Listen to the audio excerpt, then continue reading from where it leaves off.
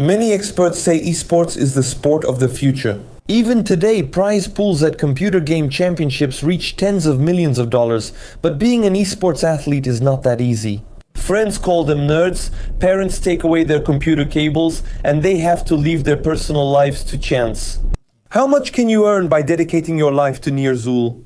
Why are there so many flies in someone's room if they buy a fly swatter daily? And how do you explain there's no need to call emergency services if you're just going to the window? A true esports veteran who gladly agreed to hold an open training session for us will answer these and many other questions for our film crew. Get the fuck out of here, you idiot. You're going to get the fuck out. This is Vladimir, a pro esports player who created the Klava Koka training method. Keep one hand on the keyboard and the other on the cokes. On the dicks. Fuck.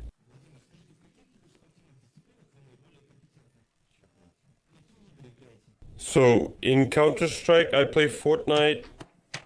In Ohio Valley Conference. Ohio Valley Conference is the biggest grind fest. Well, Vladimir, do you mean? What the fuck? After the warm-up, Vladimir proceeded to the main matches. To begin with, the esports player connected with his team via voice chat. You're already playing without me? Why didn't anyone invite me? Vladimir quoted Juba and continued interacting with his community. According to the esports player, there are no random people among his gaming friends. They're not just friends, they're truly hardcore gamers at heart. Are you stupid? Give it back, Javik. You're annoying me. Nervousness is one of the consequences of being passionate about esports. Stress among cyber athletes arises from loneliness. According to Vladimir, esports players are very lonely because they have to train hard, but they dream of training with a girl. What are you waiting for? Get out of here and chat in the stairwell. Among cyber athletes, Vladimir has already been nicknamed the Messi of the esports world because his entire long career is associated with Spain and specifically with shame. Vladimir, can you explain the slang used in Counter-Strike? For example, the area called Glina is known as Long. My teammates and I are currently going down Kishka, the tunnel. So, you and your group of guys are getting together to go into the tunnel, right? We've gone in, so if they pull it off on Long, that'll be great. You and your group are heading into the tunnel, and your success depends on the long. Damn, what group? What guys are you talking about? Vladimir's first training match is over. It's time for a snack. As we found out, esports players treat their diet with special care, following a strict regimen. Traditionally, the esports players' menu includes premium egg noodles, slightly expired sausages made from fresh meat, freshly picked greens, and freshly squeezed mayonnaise.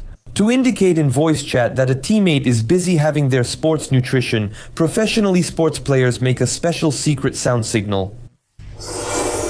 An important element of the diet is the so-called energy toast, which combined with the other products gives a powerful surge of energy.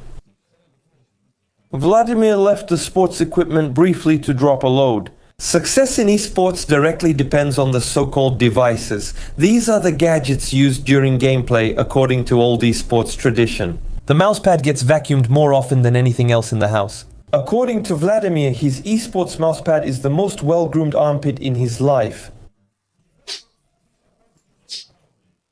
People profit from it, so our editorial team should stop making it understandable to him. For this purpose, our film crew mastered the English language perfectly over the course of 2 long days by attending special courses. This is Vladimir, a professional devil. He fun drum, love drum, kiss drum, prom drum, dum dum dum dum dum dum. In Russian esports, his name is Pity Hang. I've known his girlfriend for years. He's an esports player. Forget esports. Fuck, hey, are you kidding me or what? I'm just playing CS. Shooting, fuck. What you doing, man? Why are you filming me? Fuck. Vladimir's indignation is not accidental. The thing is, his sports career is a real esports drama. It was clear from the start that his future was connected to esports because even before he was born, he was already into computers. And I immediately realized that it would be Counter-Strike because it was an ultrasound. Vladimir's interest in esports was evident from childhood. This was his first training base where his esports journey began. From this little computer, he could sit here for hours alone playing Tetris. It was then that he realized his calling was esports and to sit alone staring at the screen, waiting for the long bar. Vladimir entered professional esports in the year 2000 when, as a schoolboy, he received a computer for his birthday. He admired the gamers from computer clubs, his idols at the time. The guy wanted to earn the same recognition from the gaming community. He realized he couldn't achieve anything unless he got into perfect esports shape, especially by growing greasy hair like in early esports days. Greasy hair was the main sign of a player's experience.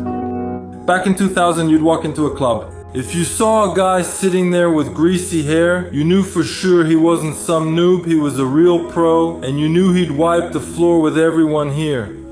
When I remember my own greasy days,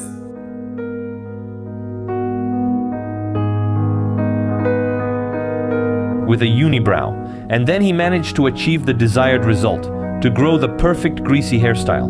The athlete's career soared, and his greasy hair was obvious. People could smell it from afar.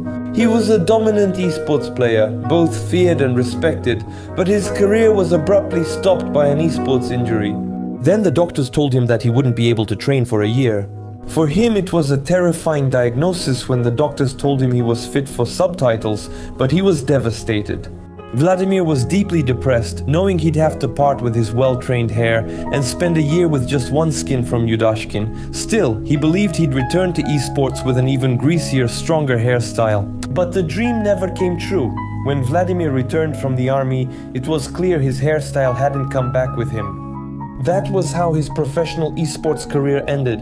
The guy who dreamed of reaching global only managed to reach corporal.